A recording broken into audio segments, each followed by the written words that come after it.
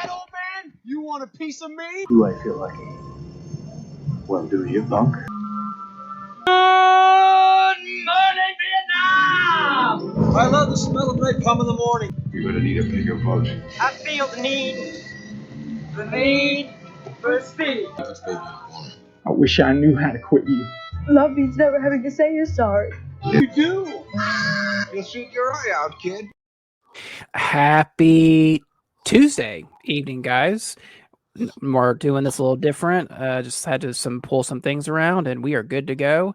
I am Zach, along with my good co-host Ed. How are you doing, man? What's up? What you pulling around? Hey, Just secret. kidding. What's in the box? What's in the box? This is the Cine-Men movie podcast, and we are here to talk all about Blood Diamond, a 2006 film. How's your weekend go? How's everything going, Ed? I think it's been a little while since we talked to you. Yeah, it's been a couple of weeks. Unfortunately, with work, I've had to pull out of several things. It's not been bad. It's been haymakers left and right though. So yeah, it's okay. It's all right. How about you? Yeah, I'm kind of in the same boat. We're just trying to, as they say, make it in life. So, Yes, sir. kind of going from day to day. But we're gonna get straight to it, guys. It's like I said, we're gonna do a short show today. No movie news, no recent watches, no top 5. We're just gonna no emails. We're just gonna talk about the movie of the week or the movie of the day, which is gonna be Blood Diamond. Released on December the 8th, 2006, starring Leonardo DiCaprio, Jennifer Connelly, and Djimon Hounsou, with Michael Sheen and Arnold Vosloo. Currently, this film holds a 63% on Rotten Tomatoes, an 8 out of 10 on IMDb, 64% on Metacritic, and an 88%. The Google users like this movie at 88%. I'll just go ahead and start first. I think this is really my second or third time watch this all the way through. I did see this in the theaters. Actually, Oh damn! if I remember correctly, I actually saw this, I think a couple weeks actually before its actual release date, I think in November as like an early screening or something. Oh. I remember that just walking out of the movie feeling like, wow, that was a very powerful film, given the subject matter and everything. The intensity of it, great performances. And on this rewatch, it was, I'll admit that the pacing of it was a little slower than I remember it being, but we'll get into it. Ed, what about you? Was this the first time watch for you? Oh no! This is like, dude, at least 15th or so. Oh wow!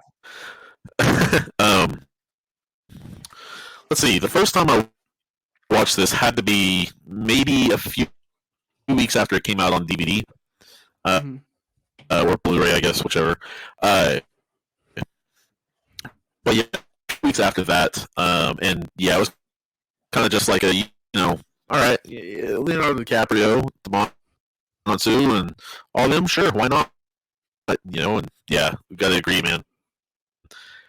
Intense and just a good ride. Yeah.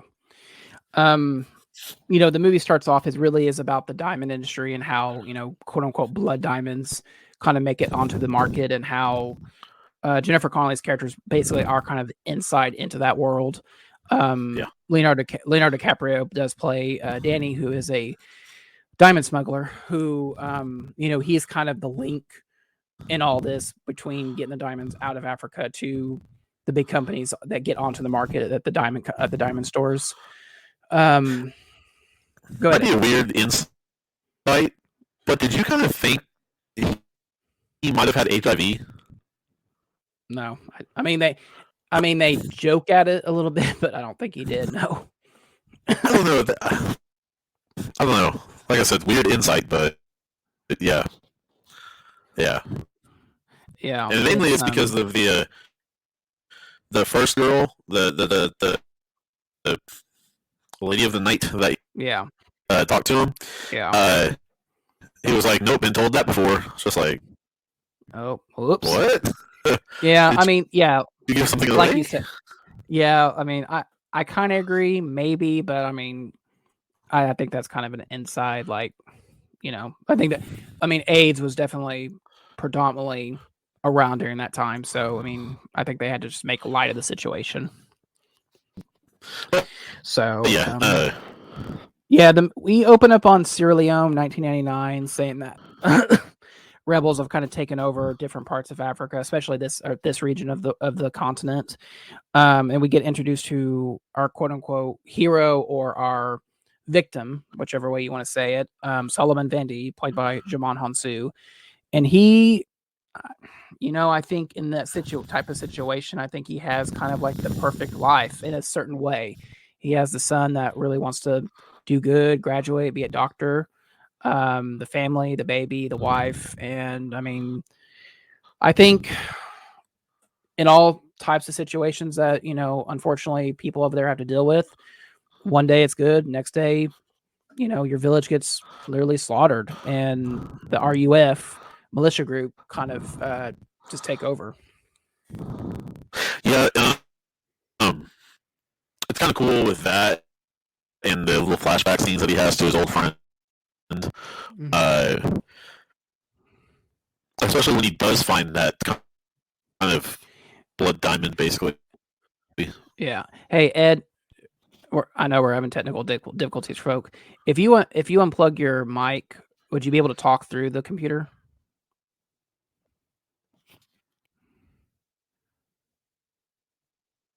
No. No, let's see. Yeah, talk a little bit. Talk about what were you saying? So, um, you know, it's kind of a funny thing about this diamond because it's a bit pink in color, for that matter. Uh, it's supposed to be a bit more rare, so more rarity. You know, Right. supply and demand, easy. More price, Yeah. but with the lieutenant or guard or whatever you want to call them, they are very very mine. You find it, it's mine kind of thing. Mm-hmm. So yeah, when he finds it and all that good stuff, he almost gets killed for it, literally. Yeah.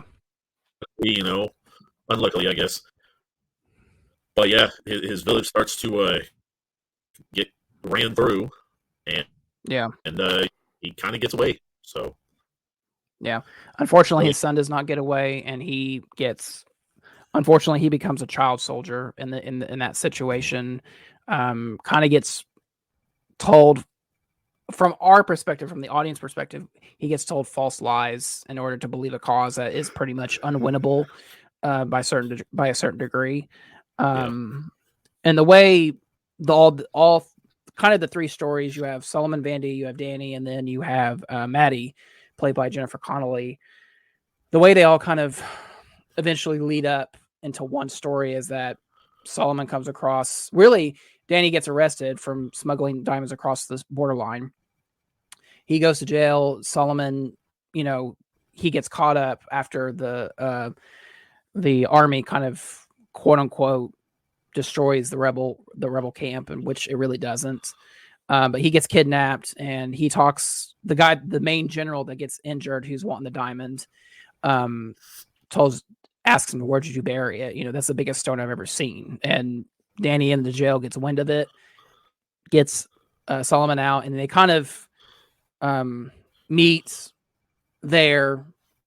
During that time, Danny meets Maddie at a bar, and kind of catches on to what she does for a living. She's a journalist trying to like reveal the truth about blood diamonds, and he's just like, yeah, BS. You're just another American journalist who thinks that they can change the world. And I do like her response. It's like, well, not all Africans want to kill each other, not like the same as so and so wants to do this. They don't want to live that life. That's just the situation that they're put in. yeah, yeah. And I mean that's kind of the one thing that honestly is even in real world, for that matter. Everybody looks at everybody as a stereotypical thing when we're all not. Yeah. But I do like, or I think it's funny how Leonardo DiCaprio's character gets caught, for that matter. just because the sheep, for that matter, going through, and you figure you hide it pretty well, but somebody out there has probably seen that trick a time or two. Yeah. And turns out, they have. They had. So, yeah. So crazy enough.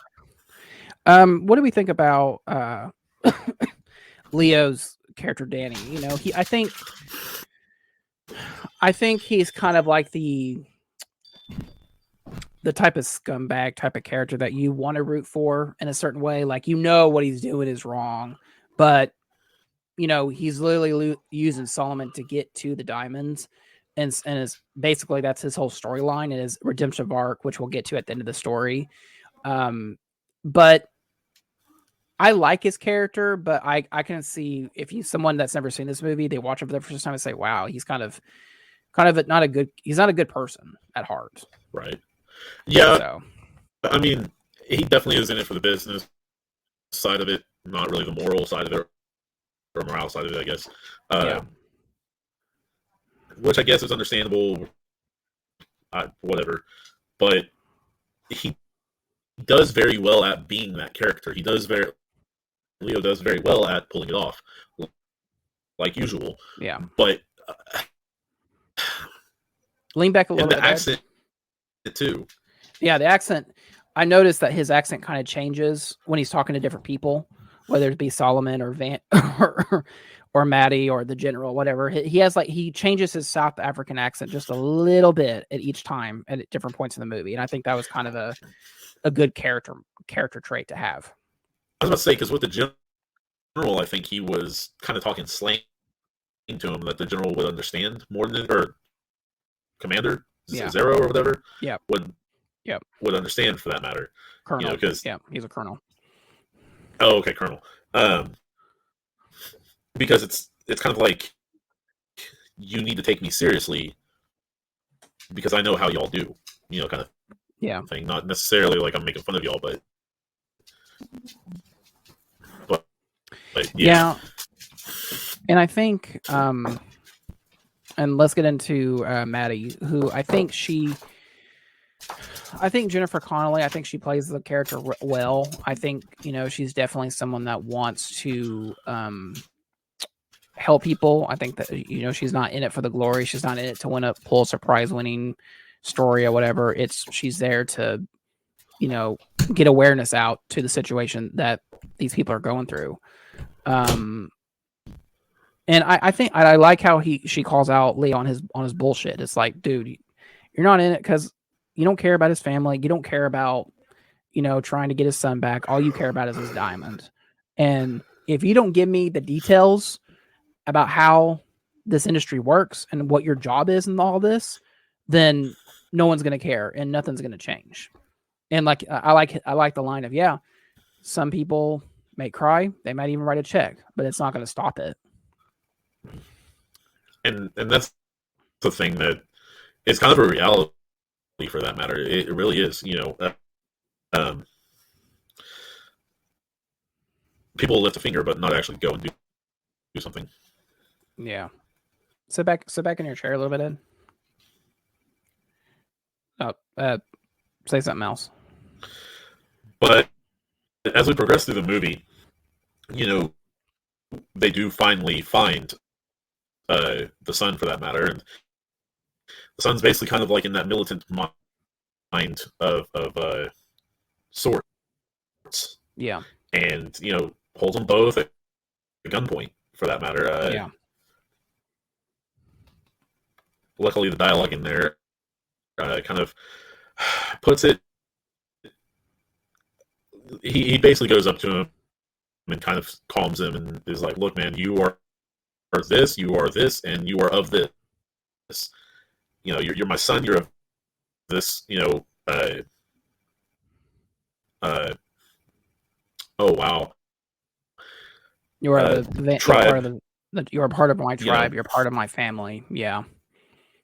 And that's even, and that's after the whole, we're kind of jumping around here, but I mean, like when I think the first time they actually meet is in Freetown, and that's when the ambush when the RUF kind of takes over Freetown, and they're just dodging bullets, running from explosions. It's kind of it's like a, I don't know, what'd you say, like maybe like a 10-15 minute action sequence almost. Yeah.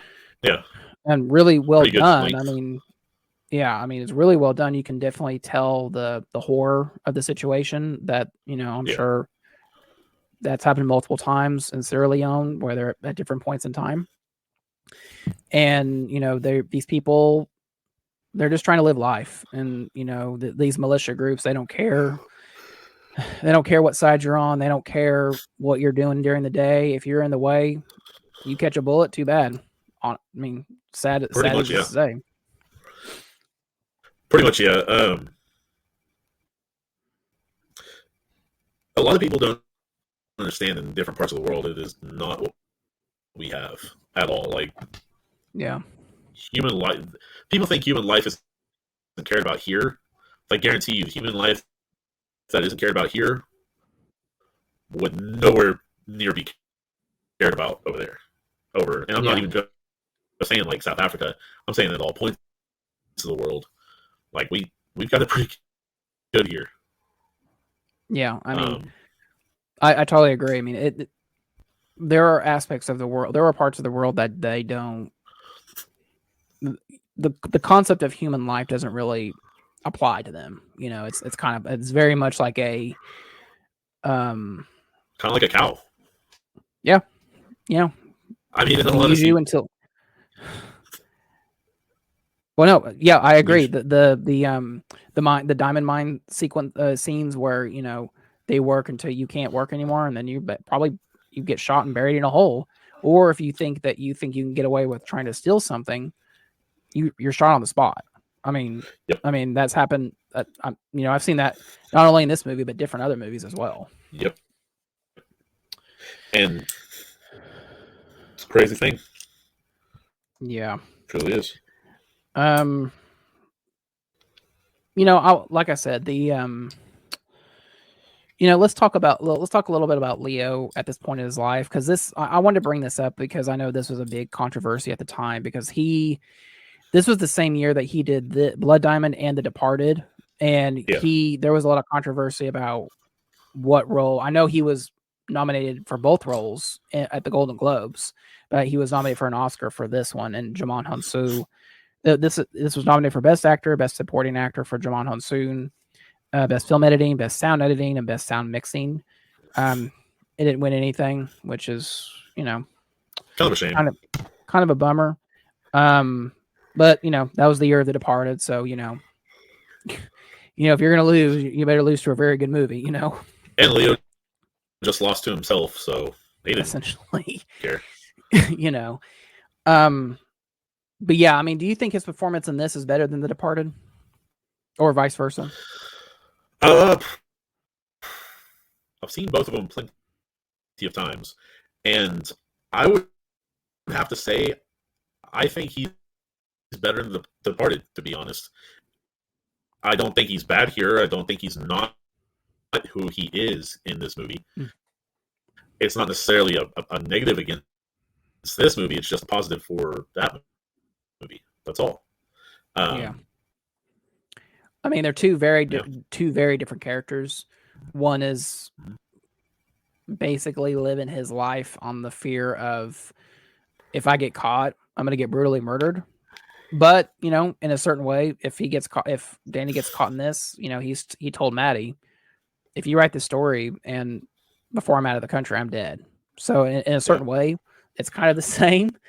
I was going to say they're not too much different. Yeah, I mean, they're very similar but very different, obviously, movie-wise. I think Jennifer Connelly does a good performance as well. I think honestly the breakout of this movie is Jamon Hunsu. I mean, I think that's the first time I've ever actually seen him. And obviously he's done other things like Guardians and other movies since then, but I mean, this was the first movie I remember him in, at least. Yeah. But I mean, not to say that he wasn't in other things. Let me look at his filmography real quick. He did Blood Diamond in 2006. Oh, that was the same year as Aragon, the Dragon movie. He was in Never Back Down the next year, Yep. 2 years from there. Push. Oh, yeah. 2014, he had How to Train Your Dragon 2, Guardians of the Galaxy, and Seventh Son. Oh yeah, he was in Furious 7. So yeah, he was in obviously Shazam, Fury of the Gods. He was in A Quiet Place Part 2, Captain Marvel. He's kind of peppered everywhere. Yeah. He's never really been He the main guy. You know, he's kind of like, he reminds me in a lot of ways like Bill Paxton. Like he'll just show up in a movie where it's just like, oh yeah, I like that dude, you know. Except May or on may the not extreme. remember his name. Yeah. You know. But you know, let's talk about the ending for a little bit. You know, they have the ambush of the diamond mines which probably the craziest scene in the entire film, where Solomon finally gets his revenge on that guard, or that captain of the diamond mine, and just goes to town on him with a shovel. Yeah. All during that, Danny's trying to save Dia from, you know, being shot. And, you know, you have a Black Hawk or aerial helicopter literally shooting all over the place, blowing up stuff. And, you know, they eventually find the diamond. And I think when and spoiler alert for a movie that's almost 20 years old, when Danny gets shot, and I think he starts to realize what he's doing is wrong, which is kind of ironic in a certain way, but at the same time, it's like when Dia has that gun pointed to his head, I think he realizes in that moment he's the enemy, you know, Yeah. in a way. And, you know, when he's dying, he finally tells Solomon, you know, take the diamond, do what you want with it, but most importantly, get your son out of here, get you and your family out of here. I think that's pretty much the character arc for that character, of, you know, realizing money is not everything. You know, he's gonna die, and I think he realizes that not only in that moment, but, you know, when he tells Jennifer Connelly, it's just when he's talking about his childhood. Yeah. During the night, it's just like, you know, this is who I am, this is where I come from, and at the end of the day, I'm gonna die here. And I think that's kind of a nice tie up from that conversation and for that character. Yeah, I mean,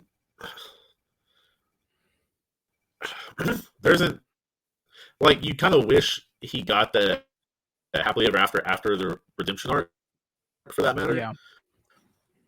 But at the same time, it's like, you know, to a certain point, like, he doesn't have that in his cards. Yeah. You know, but exactly. And I think it is what it is. Yeah. And I think that, you know, at the heart of this movie, it's not so much telling about the actual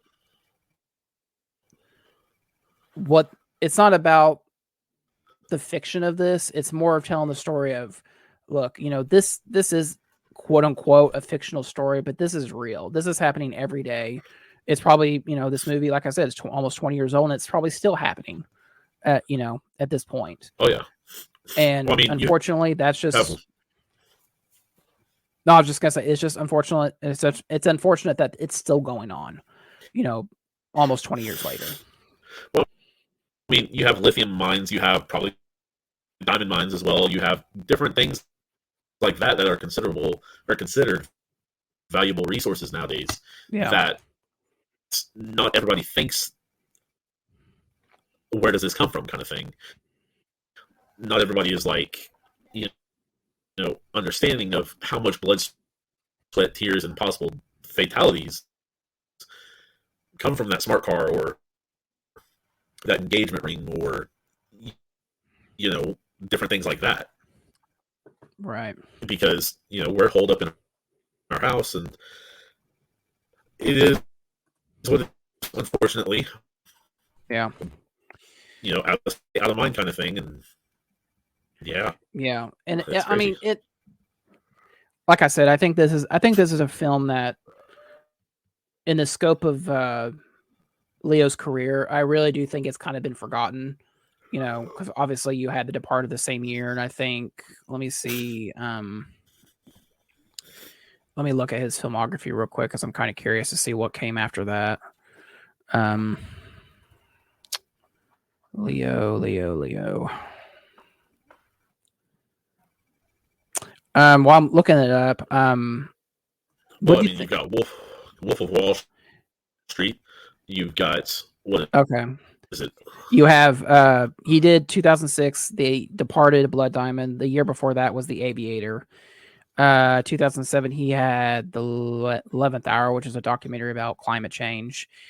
2008 he had Body of Lies, Revolutionary Road. 2010 was a big year, Shutter Island and Inception. 2011 was J. Edgar. 2012 Django Unchained. 2013 Great Gatsby and The Wolf of Wall Street. 2015 The Revenant. And then he doesn't do another movie until 2019, which is Once Upon a Time. 2021 Really? we did, yeah, he kind of took a little break from that. Well, he did a documentary called Before the Flood, which is another, he's done a lot of global warming, you know, awareness, whether through documentaries and stuff. Yeah. And then 2021 Don't Look Up, which we reviewed a couple years back. And then this year he has Killers of the Flower Moon, which was the film that he did here in Oklahoma. So that'll be, I think, November, October, sometime later this year. So, yeah, you know, it's interesting to see where he's gone from this movie to now. Definitely, I would say probably a lot of hits. Obviously, he won an Oscar for The Revenant, and, you know, depending on who you are, you know, maybe some misses, Body of Lies, J. Edgar, which I think those are still good movies. Wolf of Wall Street, obviously. But overall, man, I think this is a film that Underrated. is definitely deserving of the watch. It's definitely underrated. It deserves a watch. I think it, especially with the subject matter at hand, given the seriousness, given the tragedy of the horrors that go on, probably still obviously to this day in Sierra Leone and different parts of Africa. I will say one of the great moments in this movie, I think, and let's go ahead and talk about favorite scene. I would say probably the ending where he has his final conversation with Maddie, and right before he dies, he has that moment where the blood is like slipping down his arm, and he picks up the red dirt, and that goes back to a conversation where he had with the colonel saying, you know, we all come from the same dirt, and when we die, we're going to go back to that. It's kind of a very fitting, very ashes to ashes, dust to dust. Exactly, very fitting ending to that character. And I'll say, just on a thriller note, the Freetown ambush was really well done. So, what about you, Ed? Favorite scene? It's hard to say favorite scene for this movie. It is.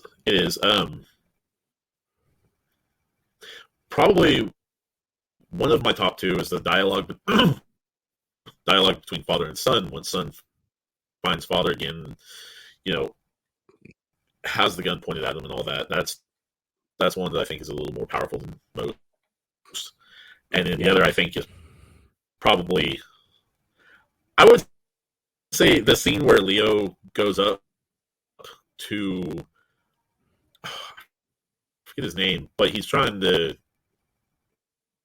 get a meeting with Commander Zeno, or Zero, and the one guy just will not let him in, thinks he's special because he has some little like pistol, and yeah, that one was, you know, he's like, okay, his you're the man, you're the man, you know. His introduction where he gets off the plane and just says, you know what, I'm not dealing with you, and just walk past him. It's like, hey, I'm talking to you. Yeah. And I mean, it's not really outlandish at all, but it's just like, dang, man, you know. I think it sets up. I mean, I think it's a good setup for the character, saying that, you know, he's willing to do anything in order to get what he wants, especially since, you know, it gives a good representation of what that character is for the rest of the film. So, oh yeah. And then even the scene where like he finally convinces Maddie to come with him, and he tells Solomon, you're the cameraman, and I'm the reporter. And he gets on the bus, and the guy looks at him and is like, I'm the cameraman. It's just, you know, it's kind of like the dark humor and all and the subject matter. So Well, I mean, even it's not really dark. It's just that light kind of almost BS humor, you know? yeah, it's you have to laugh at some point in this movie, otherwise it'd just be like a dreary, like, oh my god, please let this in type thing. Yeah. So yeah, I think, you know, like we said, I think this is pretty much an underrated film in Leo's Definitely. filmography. I think it definitely deserves to be seen more. And lucky listeners, you can, if you go HBO Max it up, you can watch it there. Get it from the library. I'm sure you can get the Blu-ray for like $5.99 at Best Buy or whatever. But yeah, star rating. I'm gonna give this an 8. I still think this is a very good film. Like we said, great performances. Really good insight to a subject matter that, you know, you really don't hear a lot about other than in infomercials right in the middle of the day type thing, unfortunately. Yeah. And I know, you know, we're kind of harping on the same thing, but underrated film in Leo's filmography, unfortunately. And I think if you were to rate his films, I would definitely put this in his top 10, maybe even top 5, depending on, you know, what else it's going against. So yeah, True. 8 out of 10. I mean,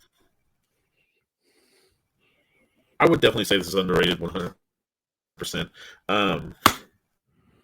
Sorry. Top 10? Yeah. I think so.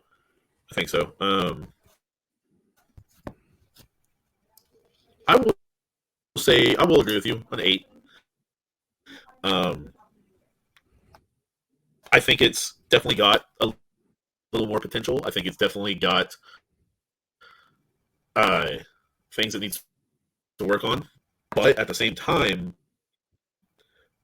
I think it's one of the better films out there that he's been a part of in the past, 20 years.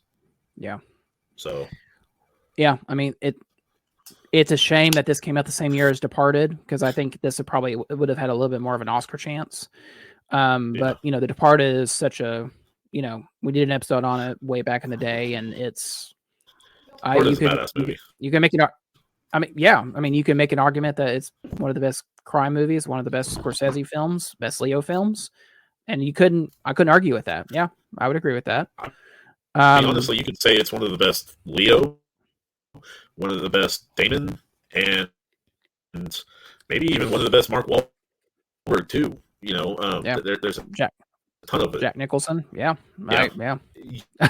You've got several different performances you can argue for, personally, but yeah. So yeah, guys, I give it an 8. Ed gives it an 8. Go check it out on HBO Max. Do yourself a favor, watch it. See what you think. I'd love to email us, tell us what you think about the movie. I'm sure we'll have some emails on it. Oh, yeah. We'll get to those on another day. But next week, guys, we head back to the theater. Guardians of the Galaxy Volume 3. I'm very curious as of right now. Let's look at currently, because I've heard a lot of good things about it. Currently, it is at a 78% on Rotten Tomatoes. Some say, a lot of people are saying it's, you know what's so funny? I was thinking about this the other day, is like, I guess Endgame's like the stature that we got to get to now, because it's like every single like TV commercial is like, this is the best Marvel movie since Endgame. Yep. I don't know. They've said a lot of movies were the best movie since Endgame, and we, you know, not all of them have held that torch yet. Yeah, I would maybe say Far From No Way Home, maybe Shang-Chi, maybe, but it's just that's a hard thing to do. Yeah. But in the grand scheme of the Guardians franchise itself, they do say it's a very good ending to the trilogy. So, you know, we will go see it. We will discuss it for next week. Yeah, I've heard that too. A lot of crying involved. It is a 2.5 hour movie, so you might want to carve some time out and go see it. All right, let me ask you this: before we ever see anything of it, I haven't read anything, I haven't seen nothing. Mhm. The biggest thing I've seen is what's his name as Warlock. Will Poulter. Yep. Will Poulter. Yes, thank you. Other than that, I don't know much about it. Do you think anyone from the main circle died? Oh yeah. Oh yeah. I think Batista or Drax. Drac. I mean, I know Batista's done. Zoe Saldana came out a couple days ago, says she's done. I think Rocket is pretty much like the main focus of this film, to be honest, because there's just that trailer is like very emotional with him. I don't think they'll kill off Chris Pratt, Quill. I think he might be Thor, where he might just show up in different things. I could see that happening. Nebula, maybe. I don't think so. I don't think they'd kill her off. Karen Gillian. I think she's got a lot to offer if she wants to stay on.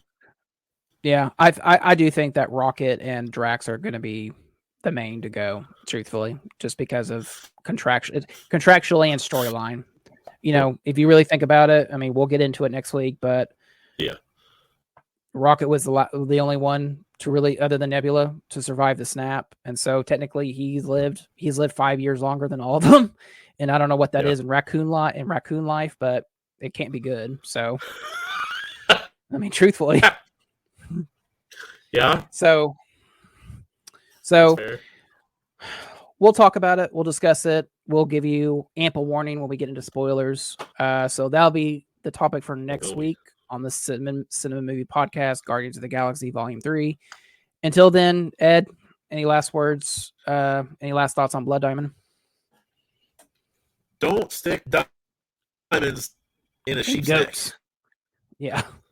Or goat, sheep, or any kind of animal like that, man. But anyways, this is Ed saying I'll see you on the silver screen. All right, Ed. Like we said on this episode, go watch Blood Diamond on HBO Max. Guardians of the Galaxy Volume 3 next week on the Cine-Men Movie Podcast. Bye, guys.